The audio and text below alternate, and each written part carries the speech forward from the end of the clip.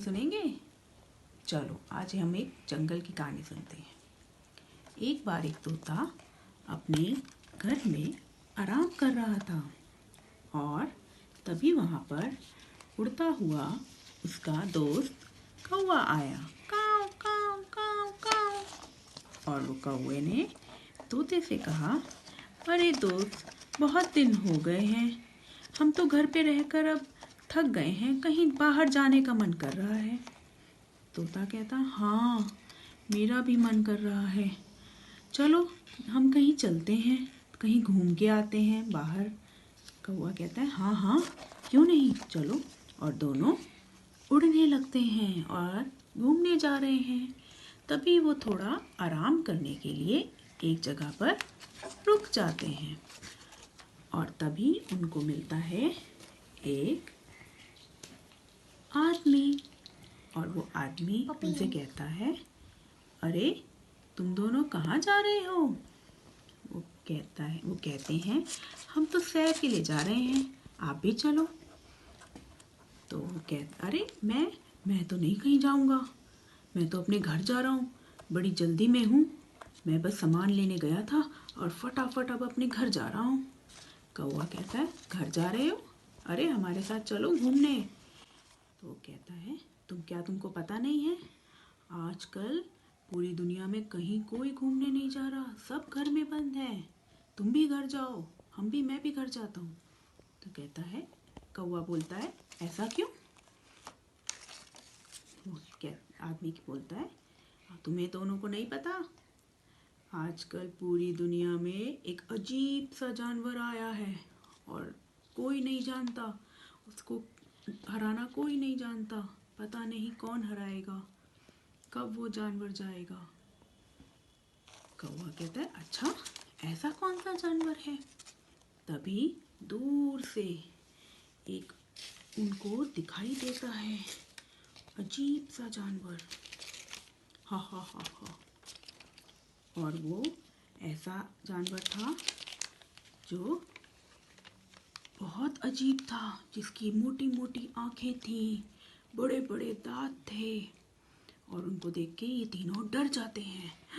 अरे भाई हमें छोड़ दो, हमें छोड़ दो, हमें घर जाने दो, हमें घर जाने दो, मैं तुम तीनों को खा जाऊंगा। तो कौवा कहता है, तुम कौन हो और यहाँ कैसे आए?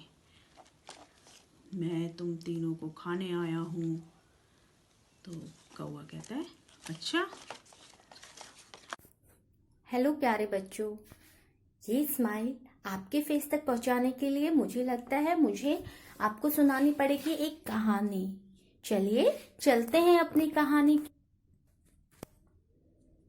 ये देखिए, एक समय की बात है, एक जंगल में सब जानवर बहुत हंसी खुशी के साथ रहते थे। हर कोई एक दूसरे की मदद करता था।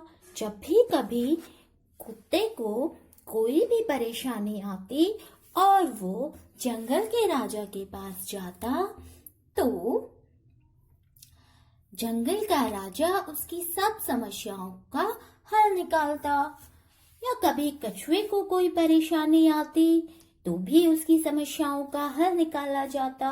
और हाथी जो सबका साथी होता है, अगर उसको भी कभी कोई परेशानी आती तो उसकी समस्याओं का भी हल निकाला जाता। इतने सुंदर जंगल में हर कोई आकर रहना चाहता था। वहां पर पहले से रहती थी एक पेड़ के ऊपर दो सुंदर चिड़ियाएं, ची ची ची ची ची। और एक और, ये कैसी चिड़िया है? पीले रंग की चिड़िया। अब ये दोनों बहुत अच्छी दोस्त थी। एक दिन पीली चिड़िया उड़ते उड़ते उड़ते उड़ते जंगल से थोड़े बाहर चली गई और वहां जाकर उसको मिली एक बहुत सुंदर सुनहरी चिड़िया। अब सुनहरी चिड़िया उड़ते उड़ते जब पीली चिड़िया के पास आई तो पीली चिड़िया ने कहा, अरे ओ इतनी सुंदर चिड़िया, तुम कहाँ से आई हो? सुनहरी चिड़िया ने कहा, पास वाले जंगल से ही आई हूँ, ची ची, पास वाले जंगल में मैं बहुत परेशान हूँ। क्या मैं तुम्हारे जंगल में आके रह सकती हूँ? क्योंकि मैंने सुना है तुम्हारे जंगल में सब बहुत सुरक्षित हैं। तो पीली चिड़िया मुस्कुराई और कहने लगी, हाँ, हाँ, ची ची ची ची ची। हाँ बहन, हमारा जंगल तो है ही बहुत अच्छा। अगर तुम परेशान हो तो चलो मेरे साथ, हम दोनों उड़ते हुए चलते हैं अपने सुरक्षित पेड़ की ओर। और अब उन दो चिड़ियाओं के साथ रहने लगी सुनहरी चिड़िया। अब वो बहुत अच्छी मित्र थी, लेकिन एक दिन सुनहरी चिड़िया रोने लगी। तो सब चिड़ियाओं ने कहा, क्या हुआ बहन? सुनहरी चिड़िया बोली कि जिस जंगल से मैं आई हूँ वहां पर मेरे और मित्र भी हैं। मुझे अपनी एक दोस्त की बहुत याद आ रही है। अगर तुम कहो तो मैं उसे भी ले आऊं। तो कहीं से चीता उन सब की बातें सुन रहा था और चीता वहां आया और चिड़ियाओं से बोलने लगा, अगर तुम चाहती हो अपनी दोस्त को लाना तो तुम ला सकती हो। तुम्हारी तरह वो भी यहाँ सुरक्षित रहेगी। हम सब मिलकर उसकी रक्षा करेंगे। और वहां से चीता चला जाता है और सुनहरी चिड़िया उड़ते हुए अपनी दोस्त के पास जाती है और कहती है, अरे ओ मेरी लाल चिड़िया, कहाँ हो तुम? और तभी उसकी लाल चिड़िया, उसकी मित्र कहीं से उड़ते हुए आती है। ची ची ची ची, अरे ओ सुनहरी चिड़िया, अरे मेरी दोस्त तुम कहाँ चली गई थी? तभी दोनों बहुत बातें करते हैं और फिर लाल चिड़िया रोने लगती है, कहती है, मैं बहुत परेशान हूँ इस जंगल में। कौवा हमारे सब घोंसले तोड़ देता है, हमारे लिए रहने के लिए कहीं जगह नहीं है। तो सुनहरी चिड़िया ची ची ची करके उड़ती है और कहती है, अरे चिंता मत कर, इसीलिए तो आई हूँ। अब मैं एक बहुत अच्छे जंगल में रहती हूँ और तुझे लेने आई हूँ। चल मेरे साथ, हम मिलकर रहेंगे, खूब खेलेंगे, खूब उड़ेंगे और वहाँ हमें कोई परेशान नहीं करेगा। और दोनों चिड़िया एक साथ मिलकर उड़ती हैं और वहीं उस सुरक्षित पेड़ पर जाकर बैठ जाती हैं। ये देखिए, अब यहाँ पर सब चिड़िया हंसी खुशी से रहती हैं, लेकिन कहीं से दुष्ट कौवा उनकी बातें सुन रहा होता है। काऊ काऊ काऊ, और सोचता है कि अब तो मुझे सारी चिड़िया एक जगह मिल जाएंगी, उनको भी बहुत परेशान करूंगा। हा हा हा हा हा, बहुत मजा आएगा। का का का का। और कौवा उड़ते हुए वहां पर पहुंचता है और एक चिड़िया को पकड़ता है और चिड़िया को पकड़कर पेड़ से नीचे गिरा देता है और खूब हंसता है। काऊ काऊ हा हा हा हा, बहुत मजा आ रहा है। अब मैं सारी चिड़ियाओं को ऐसे ही पेड़ से पकड़ूंगा और नीचे गिराता जाऊंगा। वाह, मुझे ऐसा करके बहुत अच्छा लगता है। तभी चिड़ियाएं जोर जोर से चिल्लाती हैं, ची ची ची, कोई हमें बचाइए। तभी कौवा पेड़ पे जाके छुप जाता है और हाथी चिड़ियाओं की मदद करने के लिए भागता है। चिड़ियाओं को अपनी सूंड से उठाता है और पेड़ पर बैठाता है सुरक्षित, और बड़ी चिड़िया को छोटे पेड़ पर बिठा देता है और पूछता है, क्या हुआ बहनों, तुम इतनी उदास क्यों हो? तभी चिड़ियाएं कहती हैं, जिस जंगल से हम आए थे कौवे के डर से, वो कौवा हमें यहाँ पे भी परेशान कर रहा है। तभी हाथी कहता है, डरो ना बहनों, हम सब एक हैं। आने दो उस दुष्ट कौवे को, हम उसको मार भगाएंगे। और जैसे ही कौवा अगली बार आता है, चिड़ियाओं को परेशान करता है, तभी हाथी आता है और उसको सूंड से मारकर पानी में गिरा देता है। और पानी में कछुआ उसको डुबोते जाता है, बहुत मारता है, बहुत मारता है। और जैसे ही कौवा बाहर आने की कोशिश करता है तो कुत्ता भी उसे बहुत मारता है। कौवा बेचारा रोता हुआ बचाओ बचाओ, काऊ काऊ, बचाओ बचाओ बचाओ, मैं गलत फंस गया, और वहां से दूर भाग जाता है। तो बच्चों, अब चिड़िया खुशी से अपने उसमें रहने लगती हैं। फिर जंगल में का ची ची भो भो भो की आवाजें गूंजती हैं और सब हंसी खुशी से रहते हैं। तो बच्चों बताइए, हमें इस कहानी से क्या शिक्षा मिली? हम सब लोगों को मिलजुल कर रहना चाहिए और मुसीबत जब भी आए तो एक दूसरे का साथ देना चाहिए, जैसा कि इस जंगल के जानवरों ने आपको दिखाया। और एक बात का और हमेशा ध्यान रखना चाहिए कि हमें दोस्त हमेशा अच्छे बनाने चाहिए, क्योंकि जो अच्छे दोस्त होते हैं वही मुसीबत में हमारा साथ देते हैं। Bye bye, have a good day. नमस्कार सभी को। आज मैं आपके सामने कहानी लेकर प्रस्तुत हुई हूँ जिसका शीर्षक है लालच बुरी बला है। तो चलिए करते हैं।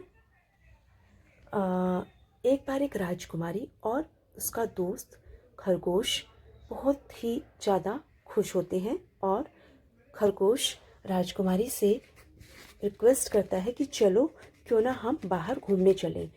बाहर घूमते घूमते वो एक खेत में पहुंच जाते हैं। राजकुमारी कहती है कि मैं तो बहुत ज़्यादा थक चुकी हूँ, क्यों ना मैं यहीं विश्राम कर लूँ। तो खरगोश कहता है कि ठीक है, तुम विश्राम करो और मैं इस खेत को थोड़ा और ज़्यादा इसका राउंड ले लेता हूँ। तब परी कहती है, राजकुमारी कहती है ठीक है, जैसा तुम्हें ठीक लगे।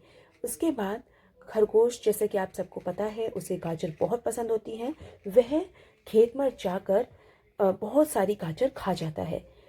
अपने भूख से भी अधिक, क्योंकि उसे वो बहुत अच्छी लगती है, अपनी भूख से भी अधिक वह गाजरों को तोड़कर खा जाता है। घर आने के बाद राजकुमारी थके होने के कारण सो जाती है और खरगोश पूरी रात पेट दर्द की शिकायत करता है। सुबह उठने पर राजकुमारी कहती है, क्या हुआ, तुम्हें अच्छा नहीं लग रहा क्या? तो वह कहता है कि नहीं, मुझे हल्का हल्का पेट दर्द हो रहा है, क्यों ना डॉक्टर के पास चला जाए।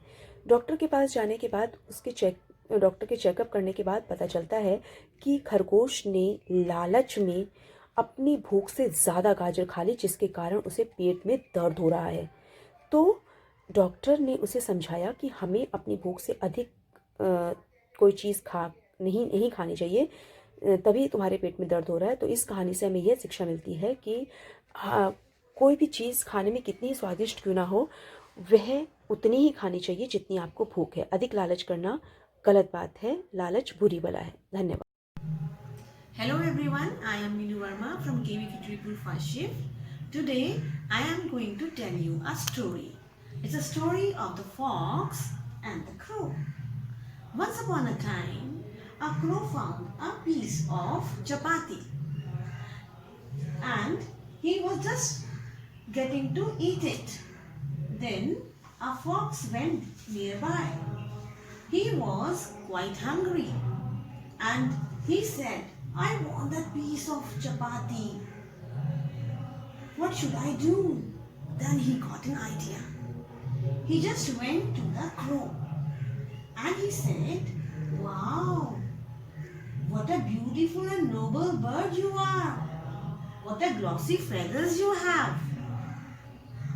Can I listen to your sweet voice? The crow was very happy to listen all the good words for him.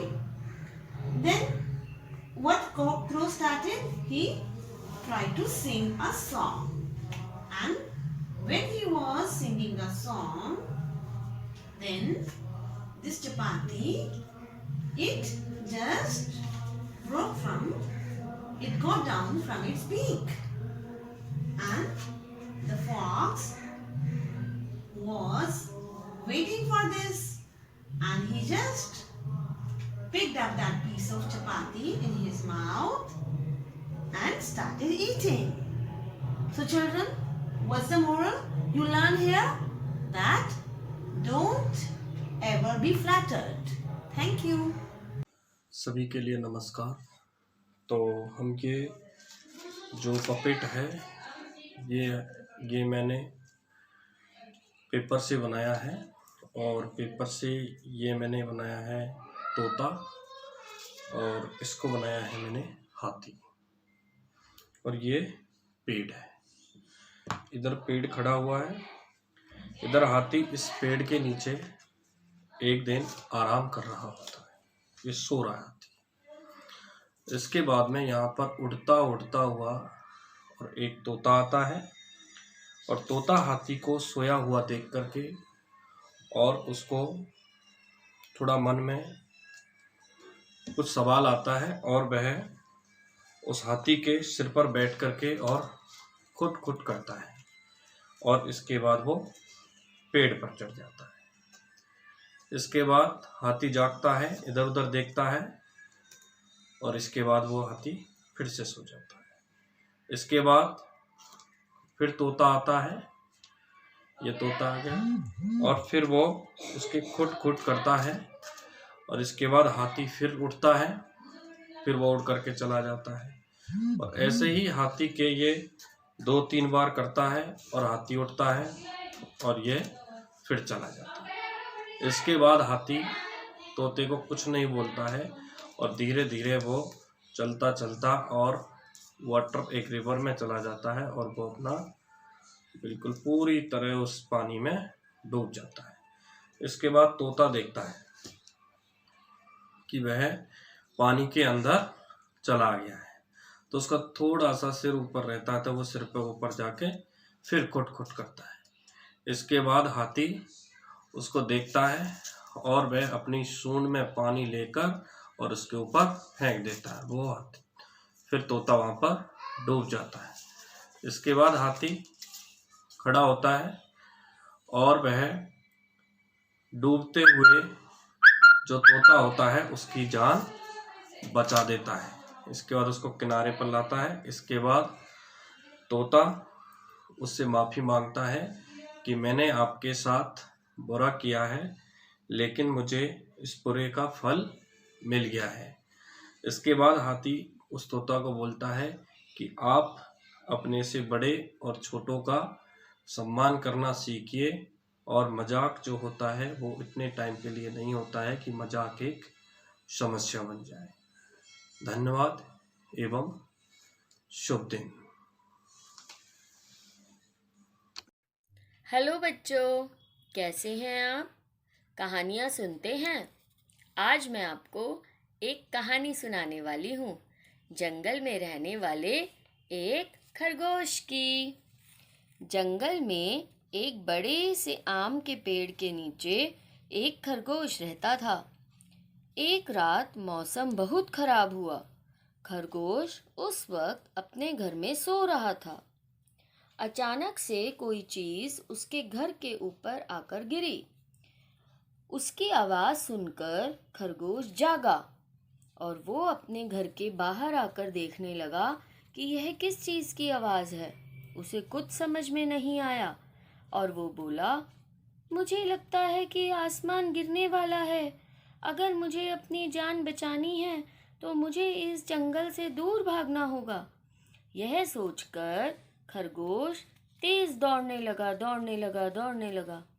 दौड़ते दौड़ते उसे रास्ते में हाथी राजा मिले। हाथी राजा ने खरगोश को जब भागते हुए देखा तो बोले, खरगोश तुम कहाँ भागे जा रहे हो? हाथी राजा, आसमान गिरने वाला है।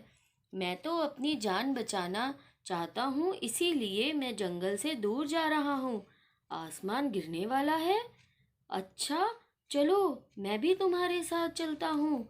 और अब दोनों जानवर जंगल से दूर भागने लगे। रास्ते में खरगोश को जितने भी जानवर मिले, खरगोश ने सबको यही कहा कि आसमान गिरने वाला है।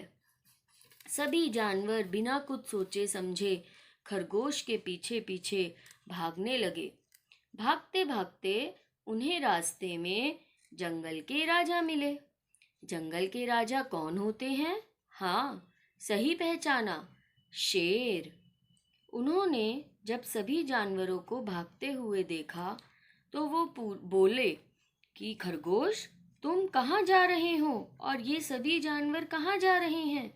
राजा जी नमस्कार, आसमान गिरने वाला है और हम सभी अपनी जान बचा रहे हैं और हम इस जंगल से दूर भाग रहे हैं।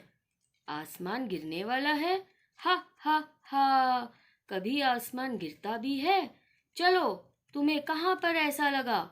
चलिए चलिए राजा जी, आप मेरे घर चलिए, वहीं पर आसमान गिरा है। चलो। और सभी जानवर राजा और खरगोश खरगोश के घर की ओर जाने लगे। वहां पर पहुंचकर सभी ने ये देखा कि वहां पर कोई आसमान नहीं था, वहां पर तो एक बड़ा आम गिरा पड़ा था। शेर बोला, ये आसमान नहीं है, यह तो एक बड़ा आम है। तो बच्चों, आपको इस कहानी से क्या शिक्षा मिलती है? हमें किसी भी फैसले पर पहुंचने से पहले अपनी बुद्धि का इस्तेमाल करना चाहिए। धन्यवाद। Hello friends. Hello friends. Hello friend. क्या आपने कोरोना के बारे में सुना है? नहीं, वह क्या होता है? नहीं, वो क्या हमारा नया दोस्त है? नहीं नहीं, वह हमारा दोस्त नहीं है, बल्कि वह किसी का दोस्त नहीं है। वह तो दिखाई भी नहीं देता। तो फिर तुमने उसके बारे में कैसे सुना? क्या वह अदृश्य है, मिस्टर इंडिया की तरह? नहीं नहीं, उसकी वजह से शहर और गांव में सब बीमार हो रहे हैं। जब वह दिखाई नहीं देता तो उसकी वजह से सब बीमार कैसे हो सकते हैं? हाँ, दोस्त तो सही कह रहा है। डॉक्टर्स कहते हैं वह हमारे नाक, कान और मुंह से हमारे शरीर में घुस जाता है और हमारे अंगों को खराब करता है। उससे हम बीमार हो जाते हैं। तो क्या हमें अपने नाक, कान, मुंह को ढक लेना चाहिए? लेकिन वह हम कैसे कर सकते हैं? शहर और गांव में सभी लोग मुंह पर मास्क लगाते हैं, 2 गज दूरी पर खड़े होते हैं और बार बार हाथ धोते हैं, जिससे वह हमारे हाथों द्वारा हमारे शरीर में ना जा पाए। इसका मतलब हम सभी को मास्क पहनना चाहिए, उचित दूरी पर रहना चाहिए और हाथों को भी बार बार धोना चाहिए। हाँ, यही सब बातों को ध्यान रखकर हम कोरोना से बच सकते हैं। चलो हम सब इस बात को दोहराएं। 2 गज दूरी, मास्क है जरूरी। 2 गज दूरी, मास्क है जरूरी। 2 गज दूरी, मास्क है जरूरी। Hello students, today we will listen to a story of a small sparrow. Okay, the sparrow would live on a tree. She would eat the fruits of the tree and was very happy. One day she saw an elephant coming near her tree. She was so afraid. She stopped the elephant. No, no, please don't harm the tree. Don't harm the tree. I will be your friend if you don't harm the tree. The elephant started laughing. Ha ha ha ha ha. Ha ha ha ha ha. I will not harm the tree. But you are so small. How can you be my friend? It's okay. And the elephant went back. The sparrow was happy again on her tree. One day there was a storm. There was a great storm, and the sparrow was in her nest. Elephant was moving, and suddenly a stone fell in elephant's ear. A stone fell in elephant's ear, and the elephant could not take it out. He was in pain. Then the sparrow saw the elephant. She came near the elephant and said, "Oh, I can help you with that. I can help you with that. I am small, but I will take out your pebble, your stone in the ear." And she took out the stone from elephant's ear, and the elephant was happy again. He was not in pain now, and he thanked the little sparrow, right? And they both became friends. So, can you tell me the moral of the story? Yes, everyone has its own importance. We should not judge anyone by its size. Okay? Thank you.